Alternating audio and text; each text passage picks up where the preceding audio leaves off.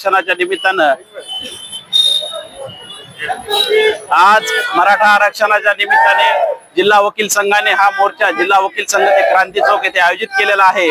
आज आम्ही या मोर्चाच्या निमित्तानं फडणवीस सरकारला हे सांगू इच्छितो की घटनेने देशातील प्रत्येक नागरिकाला जगण्याचा मूलभूत अधिकार दिलेला आहे आणि या आंदोलनाच्या मुंबई येथील मराठा आंदोलनाच्या पार्श्वभूमीच्या निमित्ताने आज रोजी सरकार मराठा समाजाचा आवाज दाबू पाहत आहे।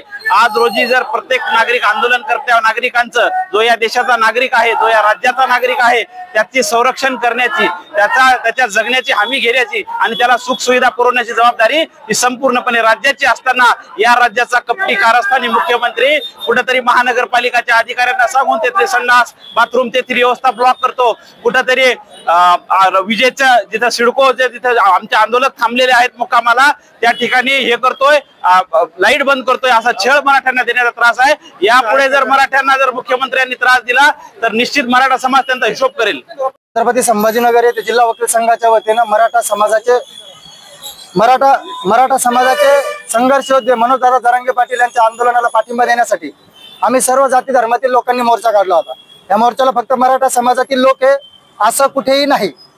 मी तुम्हाला प्रामुख्याने सांगू इच्छितो की ह्या देशामध्ये सर्वात प्रथम आरक्षणाची सुरुवात केली छत्रपती शाहू महाराजांनी।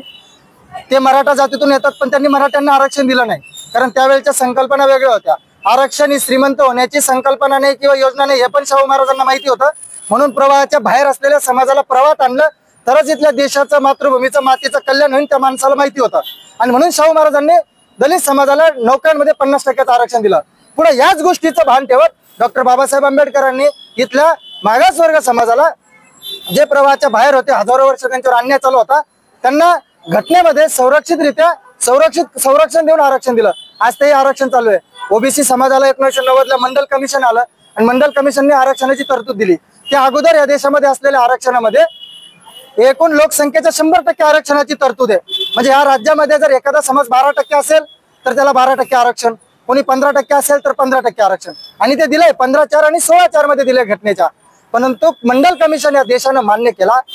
मंडल कमिशन ओबीसी समाजासाठी आला। ओबीसी हा समाज नाही तो एक प्रवर्ग आहे आणि या मंडल कमिशनने जी जातीची यादी दिली त्या जातीच्या यादीमध्ये मंडल कमिशनने सांगितलं की ह्या जाती सुद्धा मागासलेल्या सिद्ध झाल्यात आणि पूर्ण देशानं ज्या जाती त्यात ऍड नव्हत्या त्या जातींनी सुद्धा मंडल कमिशन मान्य केलं।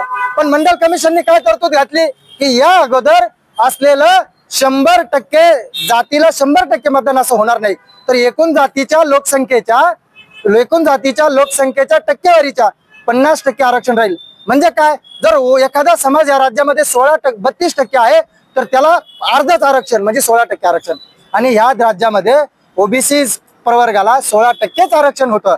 पण 1994 ला ते आरक्षण अचानक 32% केलं गेलं। त्याला कुठला आयोग नेमला नाही। ओबीसी आरक्षणाच्या विरोधात आहात का? आम्ही ओबीसी प्रवर्गाच्या विरोधात नाही।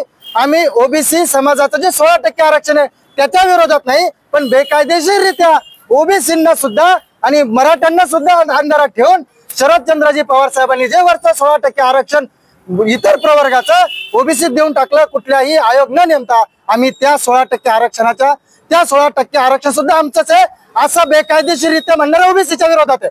आम्ही ओबीसी समाजाच्या विरोधात नाही। ओबीसी मंडल आयोगाला आपण विरोध करताय। मंडल आयोगाला विरोध असता तर त्यावेळेच्या समाजाने तो मान्य केला नसता। मंडल आयोग जितक्या मोठ्यापणाने मराठा समाजाने ऍक्सेप्ट केला मराठा समाजाचं त्यात नाव आहे। आता मला सांगा मंडल आयोगाने जी यादी दिली जातींची त्यामध्ये कुणबी समाजाची जातीचं नाव आहे। कुणबी म्हणजे काय हो जो मातीत बी पेरतो म्हणजे तो कुणबी। तुकाराम महाराज म्हणले बरं झालं देवा कुणबीची केले। शिवाजी महाराजांना कुणबी संबोधलं। मला सांगा मग कुणबी म्हणजे बी पेरणारा असेल तर त्या शेतकरी मराठा वर्ग कुणबीत येत नाही का? तुम्हाला कुठल्या नोंदी लागतात कुठल्या अटी लागतात आणि राहिला मराठा ही जातच अस्तित्वात नाहीये।